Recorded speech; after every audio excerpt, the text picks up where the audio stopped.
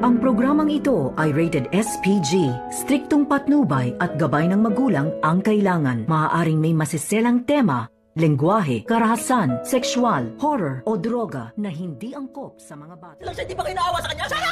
Baka nakakalimutan mong kriminal ang tatay mo! Narito na nga ang ating pag-usapan tungkol dito sa abot kamay na pangarap. Nang makabalik nga itong sina Lynette at RJ at Annalyn dito sa Mater Hospital, ay dito naman na sinalubong sila dito ni Harry. At nagtanong itong si Harry kung nasaan na nga ba itong kanyang daddy na si Carlos. At ang sabi naman dito ni Lynette, na kasalukuyan ngang hinahabol ito ng mga pulis lalo pat may bitbit na baril itong si Carlos. At dito naman nagalit si Harry na kung bakit hinayaan ni Lynette na mag-isa daw itong si Carlos na habulin ng mga pulis. Baka kung ano daw ang mangyari dito sa kanya.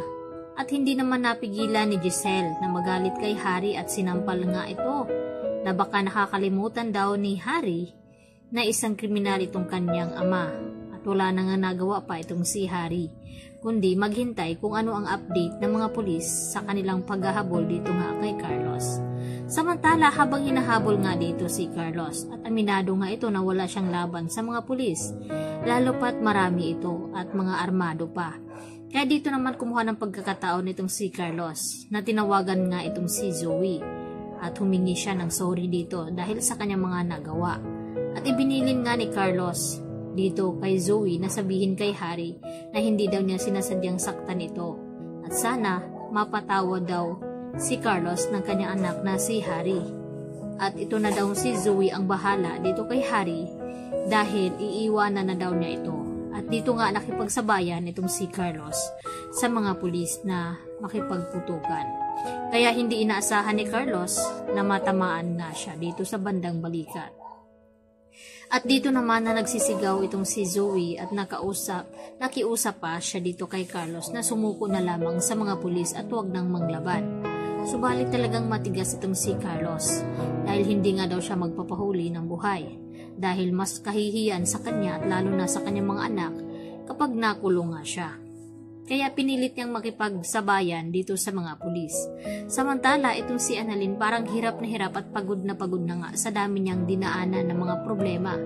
Kaya upang mailabas nga ni Annalyn itong kanyang naramdaman na galit, kaya sumigaw naman siya na sobra na daw at pagod na daw siya sa daming problema na dumarating nga dito sa kanya. Dahil pagkatapos ng na-hostage itong sina Annalyn dito naman sa City Jail kasama itong kanyang ina na si Lynette at RJ at ito na mga sumunod dito tungkol naman kay Carlos Benitez. Buti na lamang ay nakaligtas naman itong si Annalyn at itong kanyang tatay na si RJ at si Lynette dahil dumating nga itong mga pulis na pinapatawagan naman ni Annalyn dito sa taxi driver at agad ngang sumaklulo sa kanila. At hanggang nakarating na rin dito sa Apex ang nangyari nga dito kay Carlos na may hawak nga itong baril. Baka duda ng mga kaibigan ni Annalyn na baka isunod daw itong si Lynette dito kay Irene. At sa hindi inasahan ay narinig naman ito ni Zoe. At dito hindi nakapagtimpi itong si Zoe na hindi niya sambunutan itong si Joanne. Dahil nga sa kanyang mga narinig na tila hindi niya nagustuhan. Lalo pat involved ang kanyang mga magulang nito. Hanggang sa ipinatawag naman dito ni Justin itong si Zoe at pati itong si Joanne at tinanong na hindi na sila nahiya at nag-aaway pa talaga dito sa Apex at lalong-lalo na itong si Zoe. At dito naman na ipinagtanggol ni Zoe ang kanyang sarili na dapat hindi pinag-usapan at pinagchismisan ng kanyang mga magulang lalo na itong si Moira. At dito ipinagtataka nga ni Justin na kung bakit affected nga itong si Zoe dito kay Carlos. May dapat ba daw silang malaman tungkol dito? At dito naman na sinabi ni Zoe at nakahanap ng alibay na wag na daw alamin pa dito ni Justin. Baka magulat siya kapag siya ang nangialam at ilabas lahat ni Zoe ang baho nga dito ni Justin at aalinghasaw dito sa buong Apex Hospital. Kaya wala na rin nagawa itong si Justin, kundi hayaan na lamang itong si Zoe. Samantala, nagulat nga ang mga ito nang biglaang ang nawala itong si Annalyn. Yun pala ay sinundan na ang nakipaghabulang sasakyan na sina Carlos at RJ. At dito nga natunto ni Annalyn na tumigil nga dahil nawalan nga ng gas itong sinasakyan ni RJ. at dito siya sumaklolo.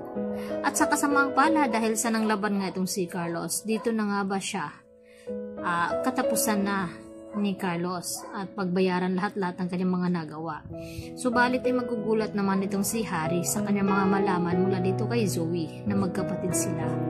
At kahit anong gawin dito ni Harry ay pilitin niyang tanggapin na ate niya itong si Zoe dahil ibinilin nga siya dito ni Carlos. Yan po ang ating pakatutukan na taabangan sa Lunes. Dito lamang yan sa Abot Kamay na Pangarap. Yan lang po at marami pong salamat. Bye-bye!